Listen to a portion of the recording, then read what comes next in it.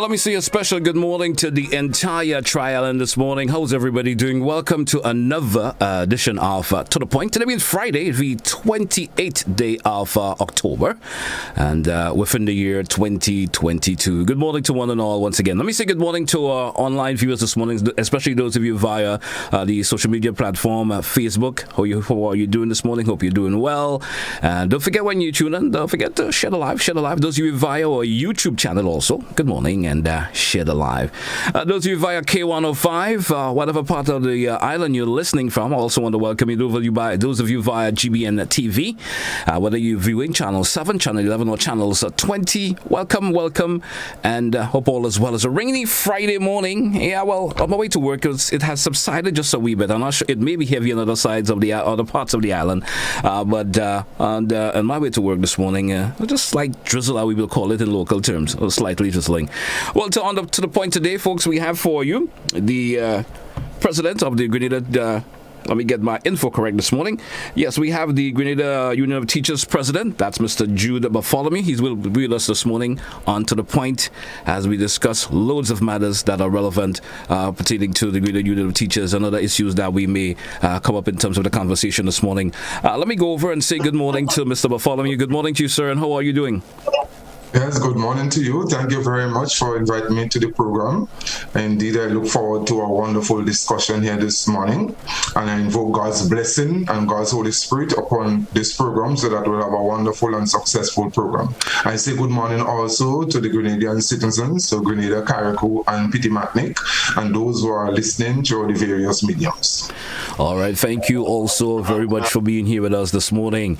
Certainly hope, as you said, we could, of course, throw loads of information this morning that will benefit all our listeners and viewers. Now let's get straight into the matter this morning. From our last conversation, we spoke a lot. We started off with projects that are going on with schools in terms of school repairs. We spoke about pension and so forth. But we're gonna simply go over a lot of these matters today, see where the union has gotten to, and what else is there, if there any positive outcome from any of these situations that we could talk about, or if there's still situations where negotiations are still going on and things hasn't resolved 100% as yet. Let's kick it off this morning with terms of school repairs. Where are we at with school repairs? Are there any major problems within the mainland Grenada, in the sister isle of Carriacou and so forth? Give us some information on that as we move forward with the conversation this morning. Yes, so thank you very much for that question. As you see, we are grateful to the government of Grenada, the past administration and this administration, because government is continuum for school repairs and to enhance basically the development of education in Grenada, Carriacou, and Pitty-Matnick. And so there are a number of school repairs taking place on the mainland in Grenada and Carriacou and the Pitty-Matnick. I visited many schools together with executive members, and we can see, although progress has been made, in some of these schools, they're having some severe problems. We go first to Carriacou and Pitty-Matnick. We visited as a national executive Carriacou last week. And there are some schools that are on major project. For example, Leicester RC School. And they're doing a program there with the extension and the renovation of the toilet facilities at the school. And they are having some hiccups there. That program needs government attention, the Ministry of Education, Ministry of Communications and Works. We're not too sure what is the problem with the contractor or contractual arrangement. We have on the compound there on the scene portable toilets for teachers and also for the students. And the problem with construction is that the construction have been slowed down for whatever reasons. So we are asking government to move expeditiously to see if they can solve that, because the longer that project takes there, it means that you are paying more monies for portable toilets. They have to clean the toilet, and they started off by probably cleaning the toilet once a week, then twice a week. And that is the problem there. I think the major hiccups there, you have the staff, you have the teachers who use, I think, one facility for portable toilet for both male and female. And you know what is the problem, especially with females coming to their monthly business, and those toilets, they don't flush one sometimes. So when you go in the toilet there, for both students, even students and teachers, you are seeing people's business. And I think teachers are hesitant to go there. Even parents are hesitant to send their children, especially sometimes they're bigger girls and boys. At the same time, for the young ladies with the monthly issues.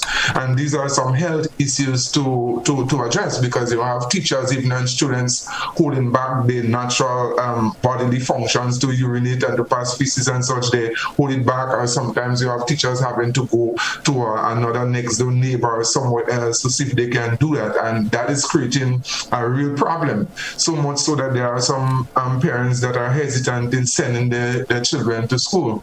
So whatever is that contractual arrangement, and the contractor is saying that they cannot get monies, and so for whatever reasons, we don't know, we're trying to find out. Well, and we just if I could interject with you here, but that was a question I was just about to ask you. I mean, have you found out the union found out the reason or reasons why the hiccup has happened, why they have to slow down?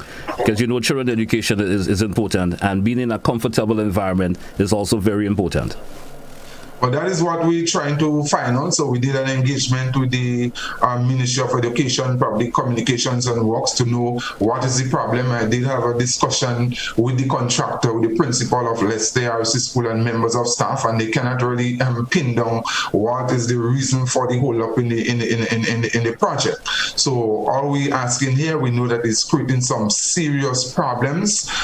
So for school, because sometimes the children have to go home on a half day, and if that is going on a regular basis, you'll find, well, especially at a time when children lose out a lot during the COVID era, you don't want that to happen. And if that continue to happen, it means that the GUT, Grenada Union of Teachers, for its members, would have to go further and probably take some serious action to get attention if we cannot get it on a natural basis. So I don't know what is the budgetary allocation for the school and if there are any problems there, but we're asking the Ministry of Education to pay some serious problems, and to do that quickly with Leicester RC School, because there is indeed some problems there, and we want that to be resolved expeditiously so that school could go back to its natural function. So we can move from Leicester RC. We have Bishop's College, and I could tell you that that project in Bishop's College has started under the previous administration.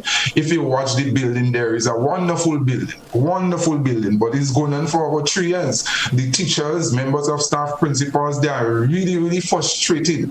The building that they are housed at to have school, it is not the proper facility, and they are doing their work there and getting results, but they need to move to the new facilities. In fact, with some of the problems there, they are not too sure, because we heard about September, October. Now they're not certain when they would move to the new building. One of the problems there, cultural sensitivity, and we don't know how such things could happen.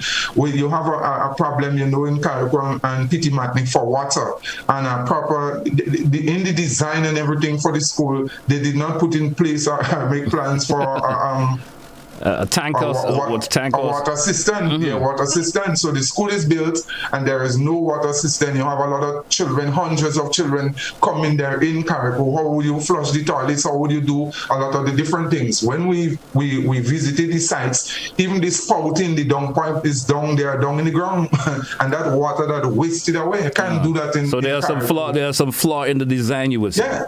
Some flaws in the design. So not only that has to be addressed, you have a situation in the food labs, you have other labs, they are basically sometimes the same place, and what you have is one exit and entrance at the same time, one place where you exit and entrance. In some schools you have two exit and entrance, so even in case of a fire or emergency that you could move, you could escape here, there, and that is lacking there. So I don't know, the CDB and the Ministry of Education, Communication and Work, they need to come together and to see how they can resolve that. There is no room there in these modern facilities for children who probably disabled and such. In these new facilities when you're building, you need to give attention to all those things. And what we also observe in the new design, you're having new schools, but the buildings look good, but they are much smaller than the old buildings that you had before. And when you take into consideration the COVID-19 situation, and probably other disease and pandemic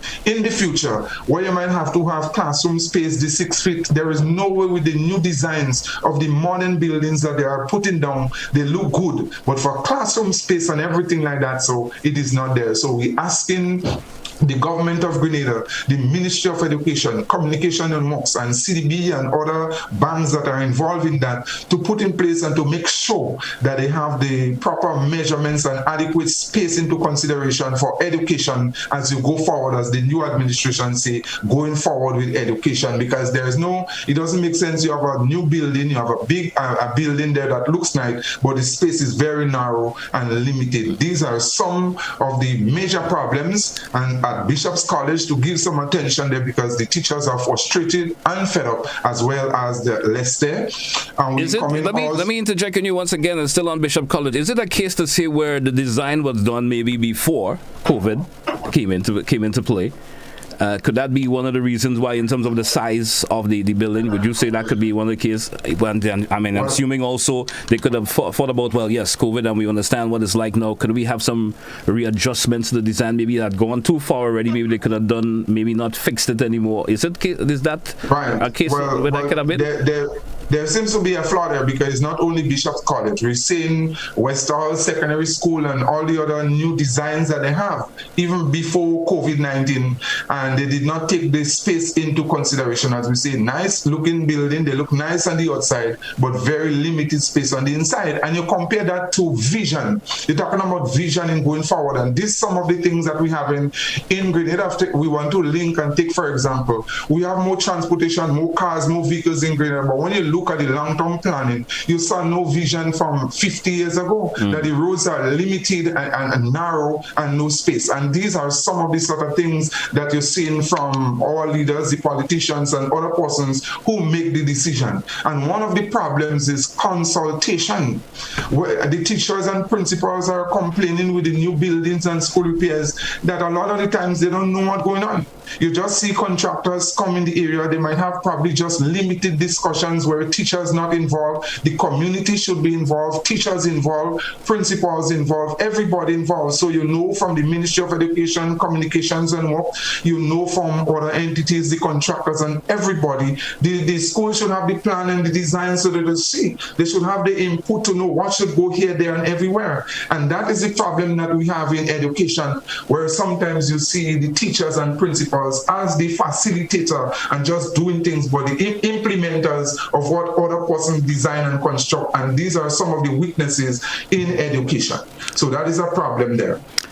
We want to move on, not only for Leicester and Bishop's College, but also with Tamsisi Carrico. We visited there and we see that building should be condemned a long time ago, and you have students there, you have teachers, lecturers and other persons working there. The cracks is so deep and everything like that, so termite infestation, so some attention has to be given expeditiously to Tamsisi Carrico, because we've been hearing that Tamsisi Carrico was a hub for students from St. Vincent and the Grenadines, and the whole Grenadines coming to Carrico and such for tertiary education, and we need to bring back that. Similarly with Tamsisi Grenada here, you have your premier institution, your higher learning, and there are some flaws here. For years upon years, you Mr. Tamsisi as a statutory body have not given the attention, the financial resources, probably from government and other organization, so that they could expand Tamsisi. You could make it look learning friendly for students, for workers, to make them comfortable. If you pass by Tamsisi,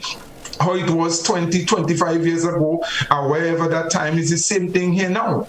And so you need, if you want to go forward in education, some deep thinking and deep thought, have to go into those things to make it environmentally friendly and learning friendly, worker friendly and everything. And these are some of the weaknesses. To move quickly to Florida government school. We visited Florida government school. There is a palm tree or a coconut tree growing in the kitchen like an umbrella, extend past the roof and going outside.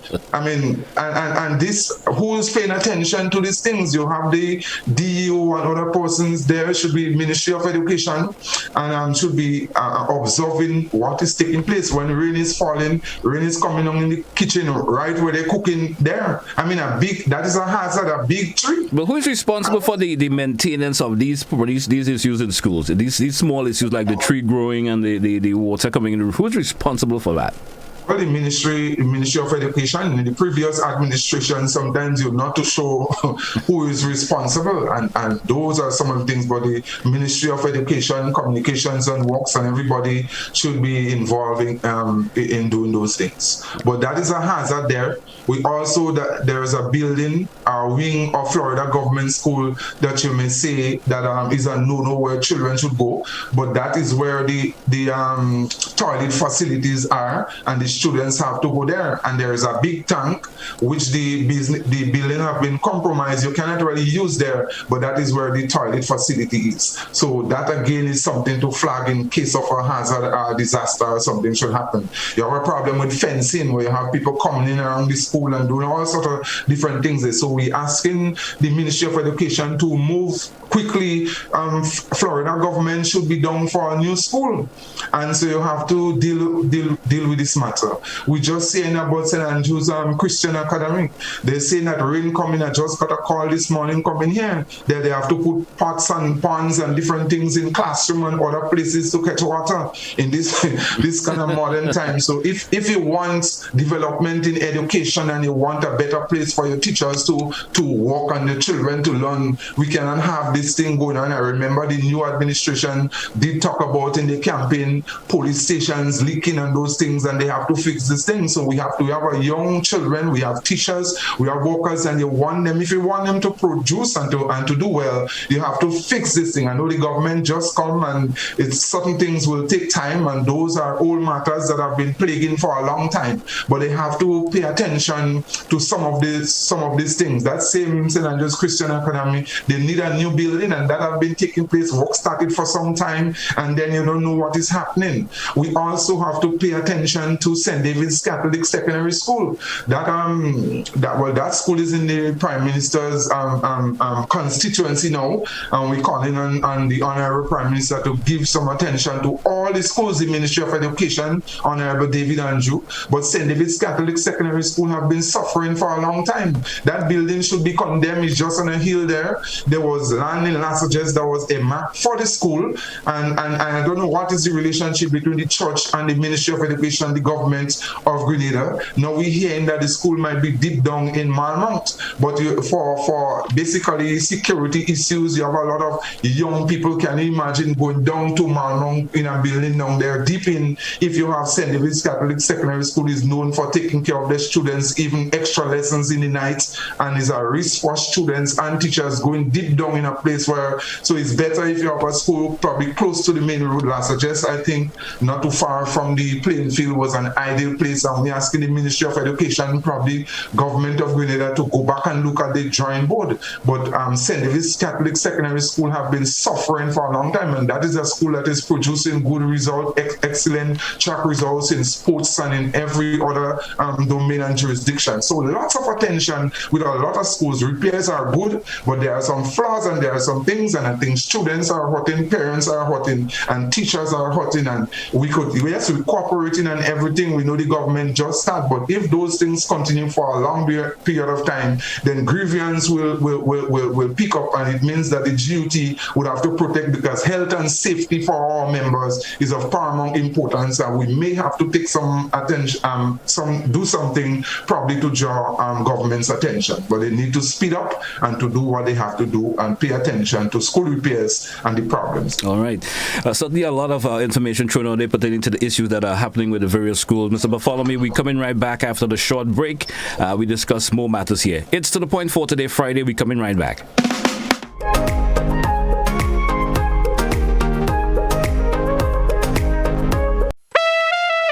You've asked for it, and now it's here. The NLA announces its new mid-morning draw, commencing September 30th at 9:45 a.m. Yes, you heard right. Draws for Pick 3, Cash 4, and Playway will now be conducted 3 times daily at 9:45 a.m., 12:45 p.m., and 7:45 p.m., Monday to Friday. The Saturday draws remains twice daily. And that's not all. Simply place your non-winning Cash 4, Pick 3, and Playway tickets valued at least $10 for from a single purchase in the NLA branded box at your favorite sales location. 4 chances to win 10 prizes of $1,000 each. Whoa! $10,000 is up for winnings. Compliments the NLA. Be sure to write your name, address, and contact info on your entries before submitting. Promotion runs from September 30th to October 28th and would be drawn on Friday, November 4th, 2022. NLA, making your dreams a reality while supporting sports, culture, and nation building. Must be 18 or older to participate. Terms and conditions apply. See stores for details.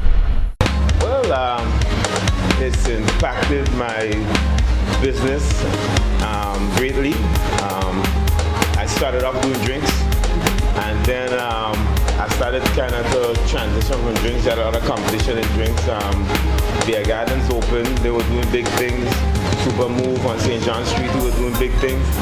And I just decided I wanted to transition into something different. There are a few of them that's their only income. So little that they have, you see, they come, they try to win. Some of them, they want it as an extra to their job. For the lottery business, it had impacted the business quite immensely. When persons come, not only they want lotto, but we have other stuff here that they do get.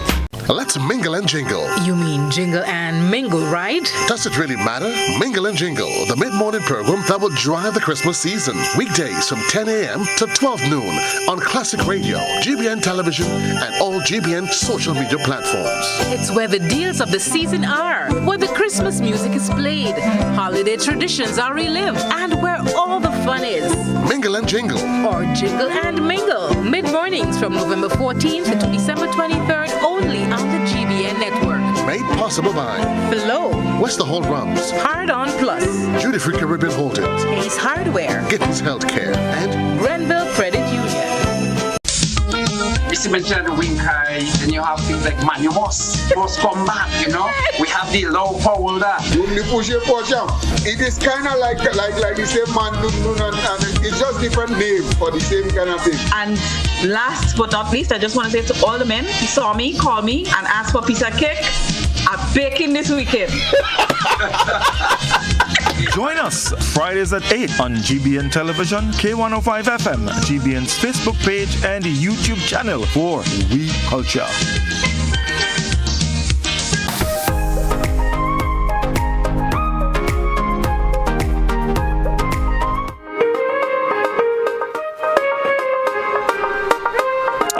Welcome back, our listeners and viewers. This morning is K105 on your dial, and this morning we have the president of the Grenada Union of Teachers, Mr. Jude Bartholomew, with us, and we're talking lots this morning. We just wrapped up our first segment where we spoke a lot pertaining to schools, the repairs, the system, of course, in terms of the repairs, the problems, even the good there is also. We talk about in Carriacou, we talk about some of the problems that the union are experiencing with schools on the mainland Grenada, and we move to another side of the conversation this morning, and I'm going to play this song in the background, and I certainly hope it can be let me see if we can get out of the bro.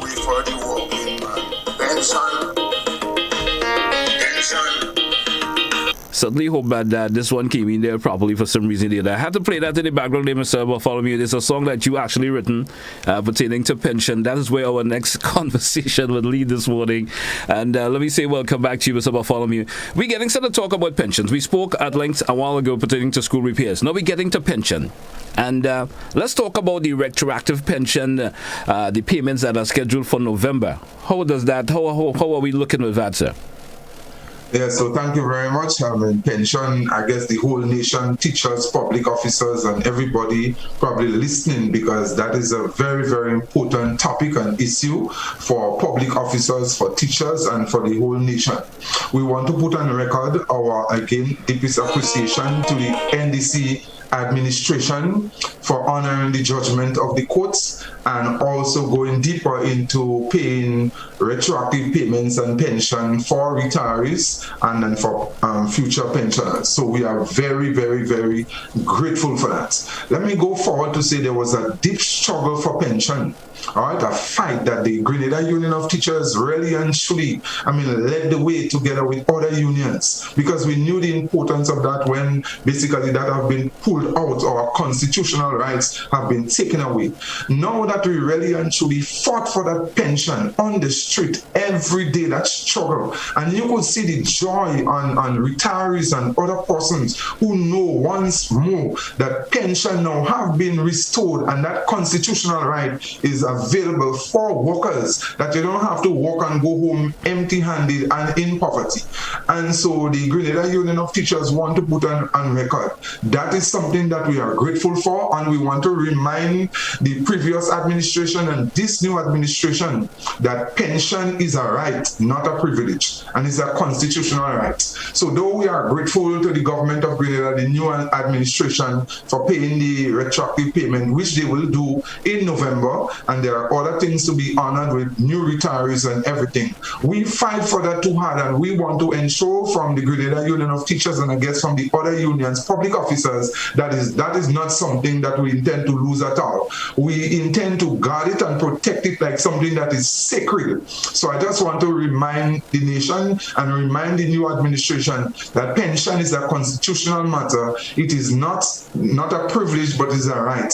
And to pay pension to teachers and public officers is not a favor that they are doing. No, we are very, very grateful, and we think that the government did the right thing and the honorable thing. But we want to make sure that pension is secured in the future, all right, for other retirees, teachers, and other public officers. And that is where we have some concerns, because we start hearing the new administration speaking, you may say, similar language as the previous administration. And we kind of concerned because the government is doing a wonderful job and we give them praise where praise is concerned. That is what I usually do, not just to go condemning. I will do that for the previous administration. And one would want to think that if the previous administration had paid pension, paid the dark salary, and do the other things that they should do, probably they may not have been in that position. So that is a very serious thing for us. So we just want to put on record that from the Grenada Union of Teachers and everybody else, we're not making joke for pension, because it's a sacred matter and it means a lot to us. We are concerned with the statement made by the Minister for Labour and also the Honourable Prime Minister linking retroactive, linking regularization with pension. We understand the situation. We understand there might be a strain on the economy, but the government of Grenada are the ones who employ workers, and pension is a constitutional thing,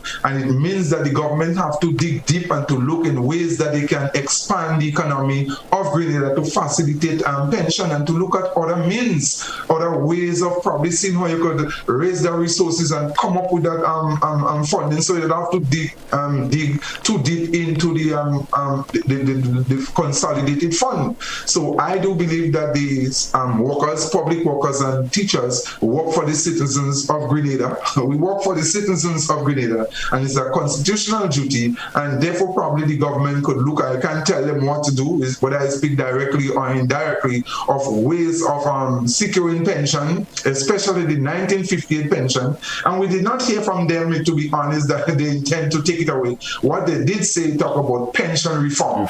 But just as we have established workers, and it is ironical that the government have not really finished paying the retroactive payment as yet, and we also have to make sure that the established workers, when you talk about established workers, you're talking about permanent status, all right? Workers who have a definitive appointment and the jobs are secure.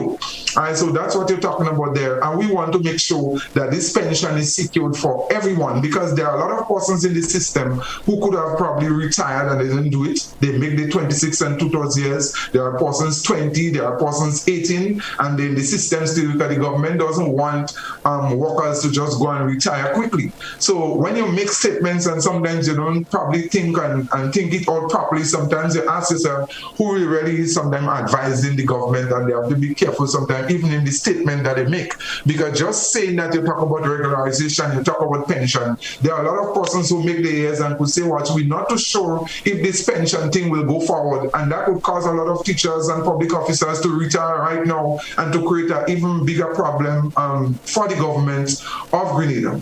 So we're saying, I don't think that from the Grenada Union of Teachers perspective, that regularization should be linked with pension, because I will go a little further to tell you here. There are a lot of temporary teachers and temporary nurses and doctors and other persons who would have listened well to the Honorable Deacon Mitchell and his NDC party before they came into office, and the promises that would have made. And I think that gave the young teachers hope. There are teachers right about now, when they heard this statement that were made, and they feel a little bit disappointed and hurt. There are teachers who crying and saying, well, what is going on here? Because probably they thought that when the administration come and see the promises that they made, that the next move beside pension was regularization. So these persons are looking, and I just want to say, if this NDC administration really and truly want to consolidate their position in Grenada, they have to think twice about probably linking regularization to pension and try to make a move. It doesn't mean that you have to regularize everybody at the same time. Probably the government is just putting too much pressure on themselves because they did say they want to regularize across the board the entire public service, but there is no law or something that states so. Could I ask you this? How would you like to advise government to go about in terms of the regularization of temporary teachers? Is there a particular process you would like to see it go at? Well, there is a process. There is something in place. In fact, what is really hurting and why some of the teachers are crying, and I'm telling you they are crying, they are in tears, deep tears. Because if they have to, I would answer your question, let me go a little further. If teachers and other public officers, workers have to wait until pension reform before regularization take place, you know what is happening? There is no guarantee that we have in pension reform in 1 year, 2 years, how long that might take. And so a great injustice have taken place and been done to workers before, not only from the NNP administration, but remember you had the old NDC administration and contract work was going on for a long period of time. So there is no one party or government to blame here. So teachers and public officers have suffered for a long time. Temporary teachers, nurses, doctors, and there come the promise, and they had the hope that they would be regularized, and that's what they're looking for. There is a template, and we didn't have to go through that. There is a process, there is precedence in the public sector. After 2 years in the service, 2 years in the service, once you're working well and everything, your place of work, the principal, for example, teachers, they're satisfied with what you are doing, and you meet the basic requirements of the subjects that you should have to be regularized. They just write you up and they send whatever the documents they have to send to the Ministry of Education, and they recommend you. So imagine that when 2 years that should happen, and that's what used to happen before. It seems that government just find a smart way to take advantage upon workers, and that's what they did. This is a form of wickedness or committing murder against the workers, against teachers and public officers. So it's not other persons or strangers or foreigners that did that, who already put in this contract work and everything, and I guess the union has a part to play by consolidating that and was in agreement with the government and never tried to stem that. But it's a government thing that you may say you have contract work in the public sector and in the private sector. But from the government point of view, government are the ones that did that to teachers and other public officers. So it is unfair now to say, because what you see and what will happen now, if you have to wait until pension reform to regularize those teachers and workers, what happened to the teachers who are 16 years and going 17 years and the temporary? Can you imagine that these teachers, they miss out on better pay? They don't have an incremental scale to get increments on an annual basis. They can't go to the bank. They can't take out their mortgage. They can't do some of the things that other persons doing. And you telling them now, when they're looking at you right about now to make things right, and this new administration did say they're going to make things right. Now, we're not saying that they would not make things right. What they're saying, is just that we have a little difference here, and we're not in agreement with, we wish that the government could regularize everybody. We're not saying no to that. It will be the best thing. But there is a possibility that you cannot regularize everybody at the same time, but they have to do it smartly. But there is a template there for teachers. And in fact, where teachers were a little bit dismayed and tears, teachers know that they're right about now. There are about 106 names which got the clearance from the Ministry of Education before DPA since in the previous administration. It is very, it is appalling when we heard after the election against the previous administration saying, well, to this administration, well, you say you want to regularize the teachers and other persons, go ahead and regularize them, because the clearance for the teachers, 106 names to be regularized, was long due in the previous administration. And they did tell us January, when January come February, when February come March, election came and it never happened.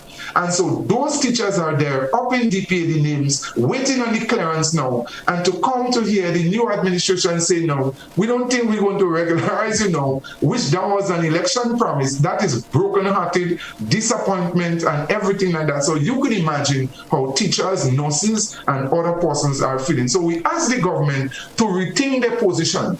We're not saying probably in the future there might be pension reform, but we want to ensure that we have pension in store, the 1958 pension for all our workers, including our temporary workers, because the government knows that if you temporarily regularize, you're entitled to pension.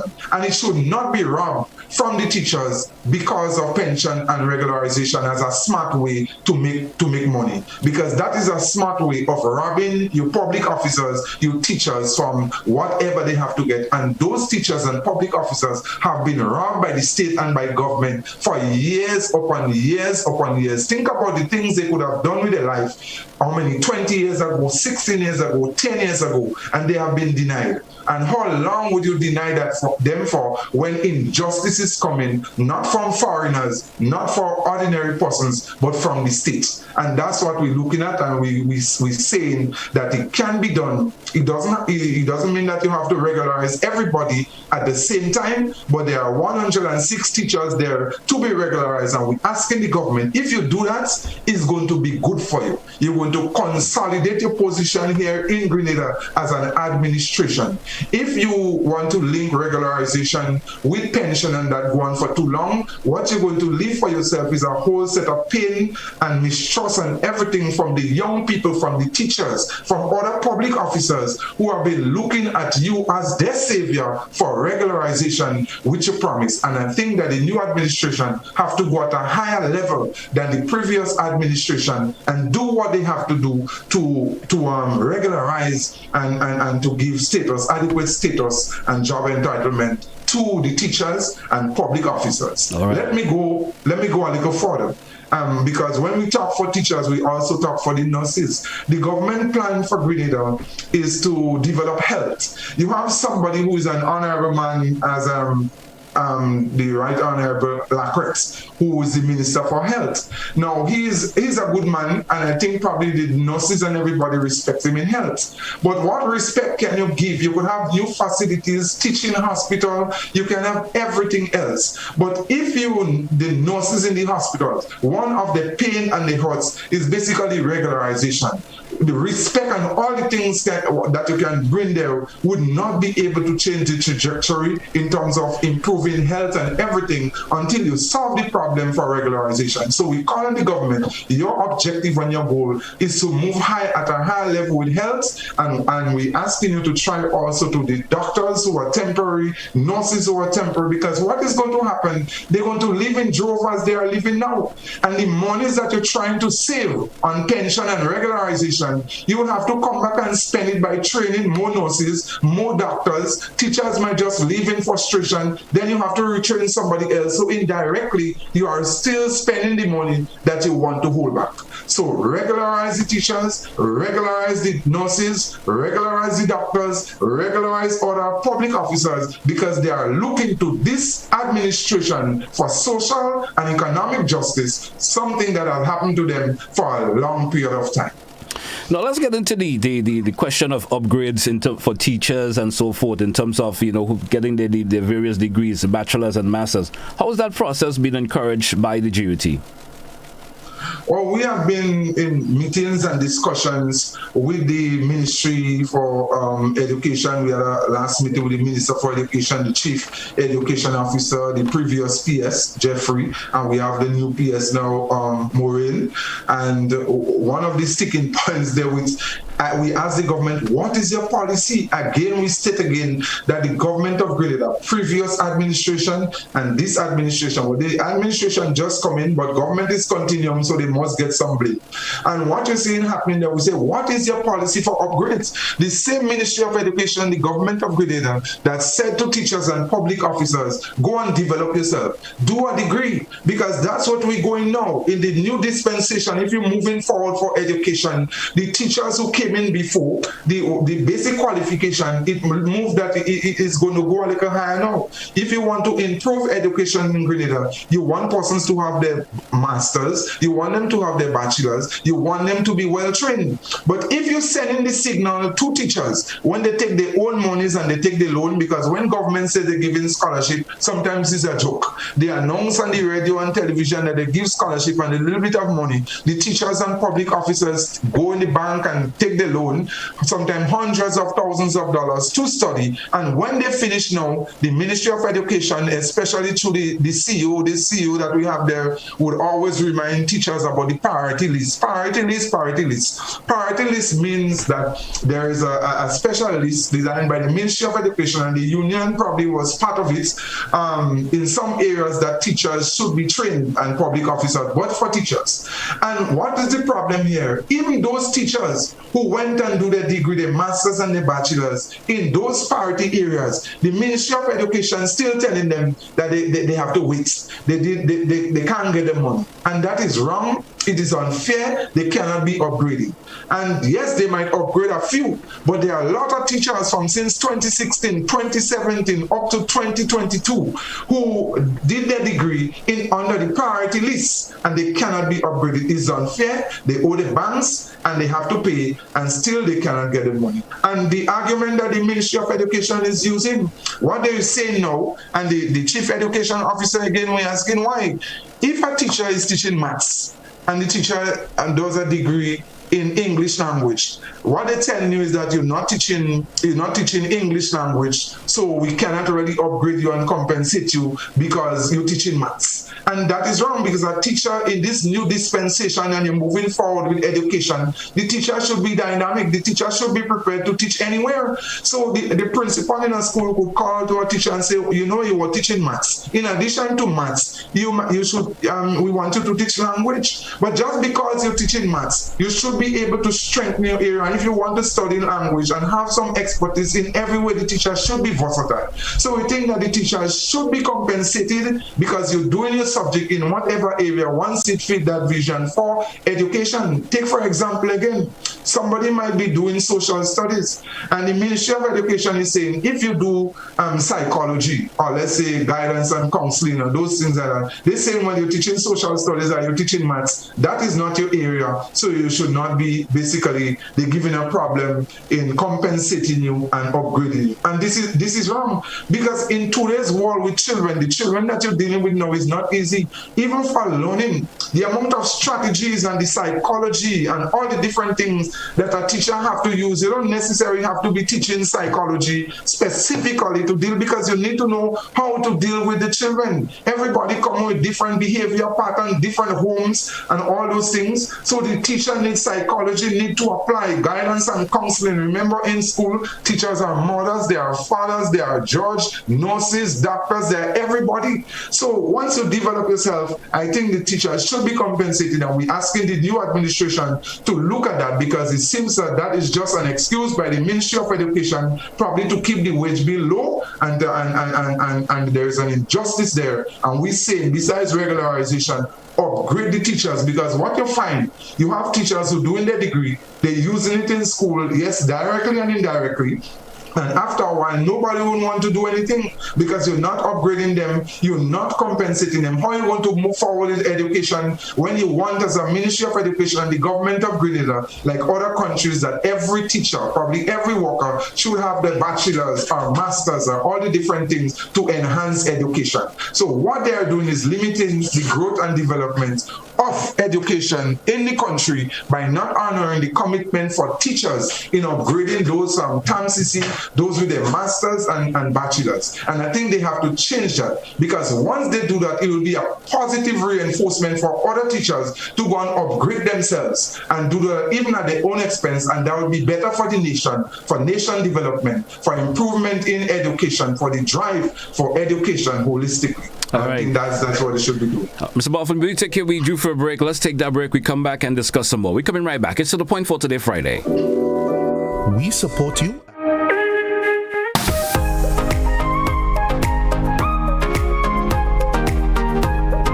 The National Insurance Scheme continues to make it easy to access our services using the MyNIS online platform. Now we're introducing a new feature that allows you to submit your benefit claims from the convenience of your smart devices. No paper, no hassle. All you have to do is log in to my.nisgrenada.org. Select claims, fill out the relevant information, and click submit. We'll take it from there. It's that simple and that easy.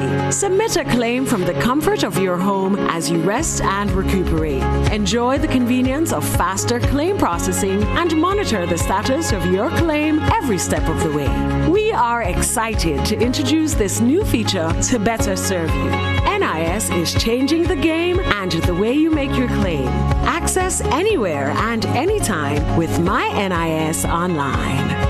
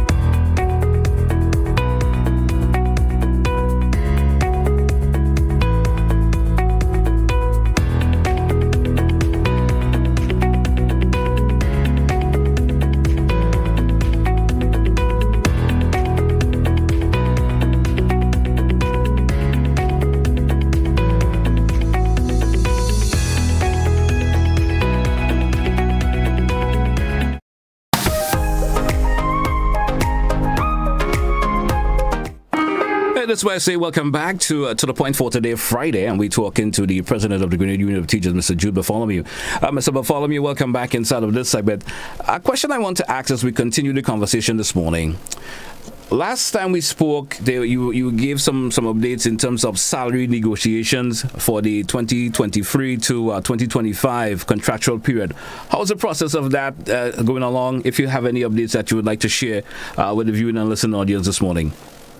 Yeah, so thank you very much for that question here, because we're talking about dollars and cents, and we understand in Grenada and the world over the escalating prices and high prices, cost of living. So it's not easy as a teacher, public officer, or the ordinary citizens, wherever they walk through the length and breadth of Grenada, Carriacou, and Pitimatnik, to work for the wages that they're working for in 2020, 2022. So it is not easy to survive, and those wages, as I said before, no development has already taken place with salary negotiations. We wrote the previous administration, they did not respond to us against the heat of elections. Or after the new government, the Honorable Dixon administration came into power, we wrote them, reminding them about negotiations. We got a response from them. They said that they were putting together the team.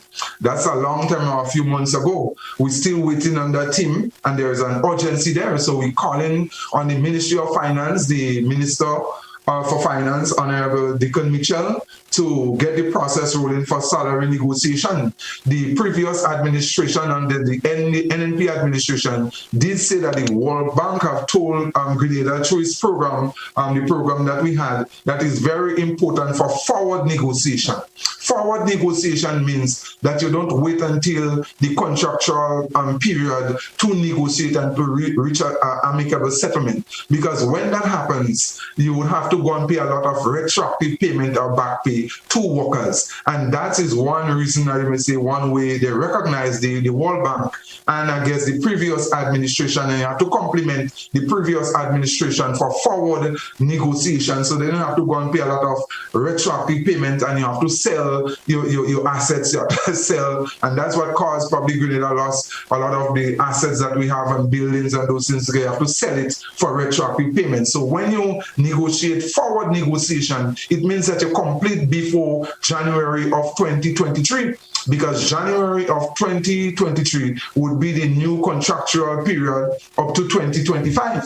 So we're calling on the new administration between now and January to put your house in order, put your heart together, and also to negotiate with us. We need the duty, so we need a new arrangement, a new period for salary and wage and everything, fringe benefit for that period, 2023 to 2025. Incidentally, directly and indirectly, I don't want to lay claim to that. That is hearsay. The previous administration did want the GUT and other unions to negotiate a 4-year cycle, 4-year contract. And we did not do that because we recognized that was just a year before elections or whatever. We discussed that and we said no to that. Indirectly, what we've been hearing, and I'm not sure, that may not be a fact, I will say hearsay, that I'm not too sure it is a union, it may not be a union, but some organization did probably sign for a 4th year.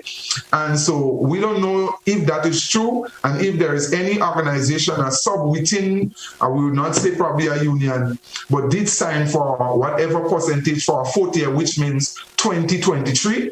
But we put in the government on notice, because government is continuum, that if any organization should negotiate, and we don't know for what reason, they may accept whatever they got or if they sign. But it doesn't mean that the GUT or probably other unions will fall victim to that. So what we're calling for is to negotiate with us. We have our fringe benefit thing ready. We're ready to roll. And we want to ensure by January of 2023 that our teachers, that they receive a due compensation, an adjustment to the salary. And that's the only time when you're talking about the temporary teachers, we are in a level playing field, because they don't get increments, they don't get anything else. The only time that teachers get ready and truly the temporary teachers get an increase is through salary negotiation. So they're left out in a lot of things, and contract workers, and we think that the government have to take that into consideration, and with the high cost of living and everything like that, so put something good on the table and let's negotiate and treat the workers with respect and justice, economic and social justice, as you already claimed. We look forward to that. We also look forward, and we're asking the government again, the previous administration did give us a half good grace with a half-month salary for Christmas. We know that Christmas is coming and the goose must get fat, and that's what we want. So we're asking this administration, we're putting it on the table, not only for teachers but public officers. We also put in that plea for other private organizations and entity, public and private businesses, to be generous for the workers throughout the length and breadth of Grenada, Carriacou, and Petit Matney for Christmas, because it's a special time. You may not be able to give half or a whole, but give your workers something, whether domestic, whether hotels, whether everybody else, and make them smile for the Christmas. So we're asking the government of Grenada to give the workers probably a month's salary, because really and truly there should be a 13-month salary for teachers and public officers, and we are denied for that, and we're crying out at that for too long. As you say, if we do that, it will go back to the economy. Teachers will spend, you're paying pensioners and everything. Christmas will be nice. Every ham in the supermarkets and also in the country shop and everything will sell out, and the government will get back the money in taxes. So we ask the government to instruct the Ministry of Finance, do what you have to do and do your calculations and treat workers nice for the Christmas. I can certainly see you saying that with a bit of a smile on your face. I certainly understand that. Yes, allow me, because I know time is running, allow me just to consolidate. It is very, very important for this pension, the 1958 pension, that we secure that. We don't want to lose that at all. That is a constitutional right, not only for established workers, public officers, but even the temporary workers to come. And we know, as we said, is an injustice. We're asking that to be secured, and we have to respect and appreciate the contribution contribution of temporary workers for this long period of time, and they also, based on the law, one day will be entitled to their pension. We're not saying we'll see what is happening with pension reform, or we're not giving anything to that as yet. We're not giving any claim or taking any claim to that. We'll see what the government coming with, but our concern now is to protect and to secure the judgment in the court, and the judgment is straightforward. It doesn't matter what the politicians will say under this administration or the previous administration, that the judge did not say this and that. It is very, very strict. The only language we can read there as teachers and public officers is that pension has been restored, not only for us, but for generation to come. And that is something that we're willing to keep and such. And we want our workers to be regularized. Our teachers are crying. And if you're moving forward with education, as you said in new dispensation, fix up the economy, nice up agriculture, go to secondary and primary production, plant up the spices and all the different things, and agro-industry, some the government do what you have to do in tourism, agriculture, in education, and all aspects of life, so that our economy could grow. And take a picture from not only the 25th of October as we celebrate Thanksgiving Day, but the 19th of October, really and truly. If you want to take an example, the best administration that ever passed through Grenada was the Morris Bishop administration. In just 4 years, and such, Grenada was the best place in production, development, education, and our nation were doing forward. The new administration have the potential and the capacity, if they bring our people together collectively, and they also dish out social and economic justice, which we see they're trying to do with a good start with pension, with the dark salary, with Tom Sisi and everything. They have the potential, but potential energy is not energy in motion, kinetic. So we want social and economic justice for all peoples of Grenada, Carriacou, and Petit Martinique. Regularize, pay the pension, keep it going, nice up the workers, nice up all the citizens, the ordinary men and women throughout Grenada, Carriacou, and Petit Martinique. And if the government of Grenada dig deep and go back on the drawing board, I could say that this administration could really rule Grenada for a long period of time.